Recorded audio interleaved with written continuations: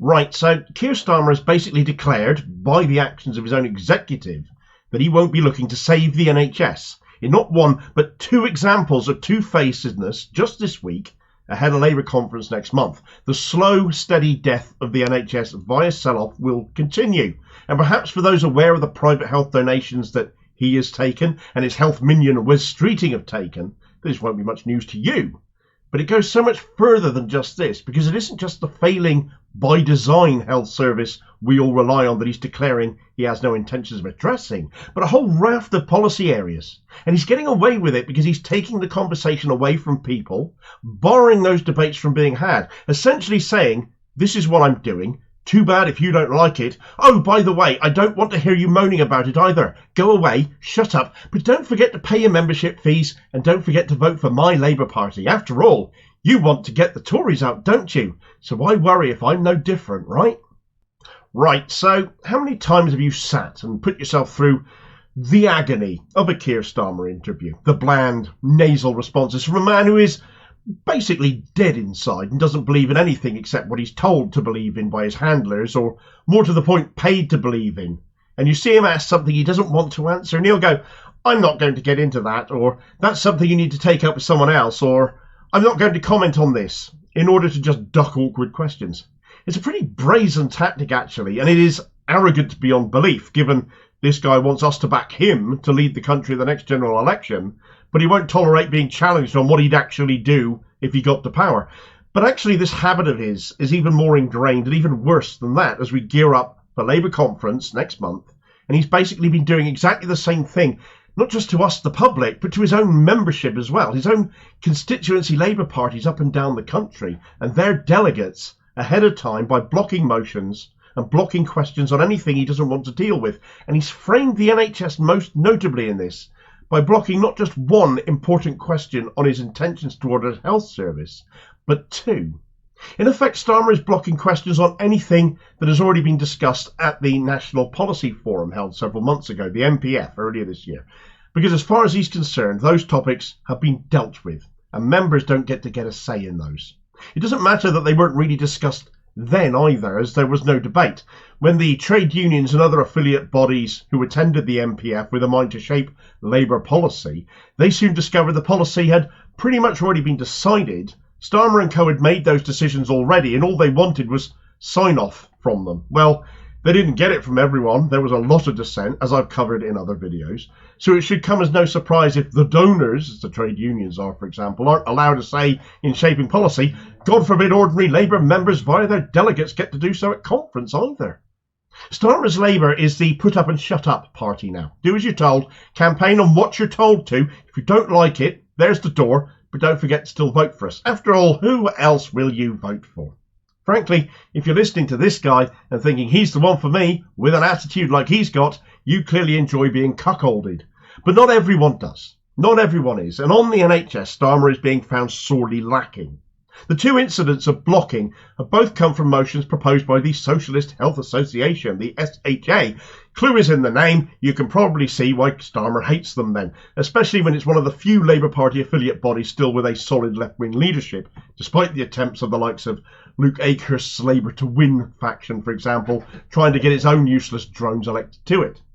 The first motion they've tried to bring towards this year's Labour conference is probably the most relevant to the Starmer is bought and paid for by healthcare lobbyists argument, because that motion was to ban MPs taking cash from NHS privatisers.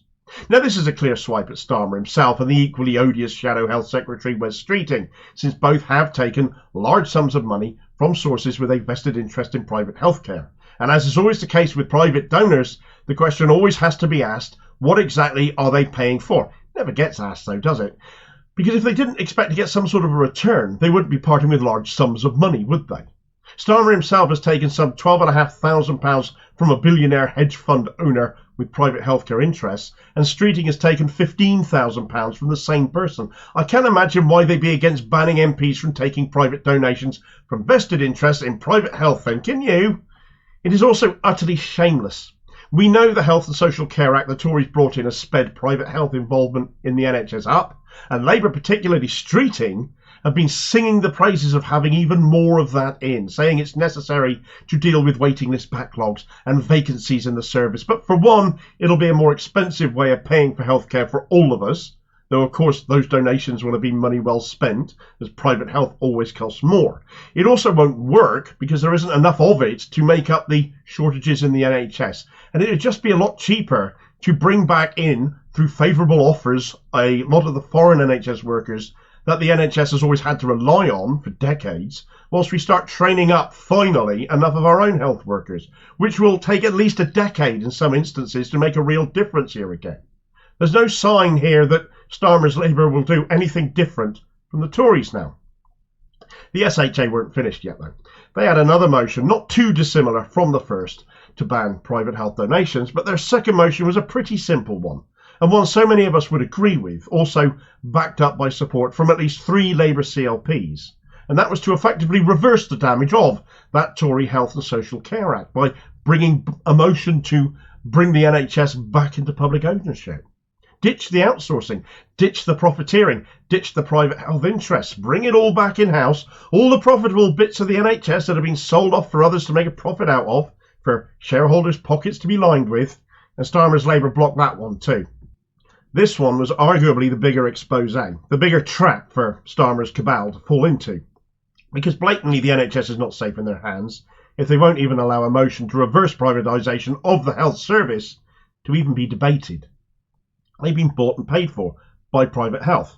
They have to deliver on that. They're now owned by them, and they know Labour members would vote through such motions in a heartbeat. So they've attempted to portray this as some kind of an organisational issue rather than a public interest one. So effectively they're saying, well, it's not party position as set out at the NPF, which is just bluff for saying we've already made our minds up on this. We've had brown envelopes of money passed to us in effect, so we'll find any way out of this we can, even if it means trying to compare the future policy of health under a future Labour government to whether we count votes by card vote or a simple show of hands at conference. It's that pathetic and should be seen through for what it really is. Another example of the Starmer regime dodging scrutiny on issues it doesn't want to be scrutinised over. And if a party not even yet in power is already trying to dodge scrutiny, just how awful are they going to be if they ever reach power? But there's so much more that Labour are just banning from discussion that we can't actually just focus on health.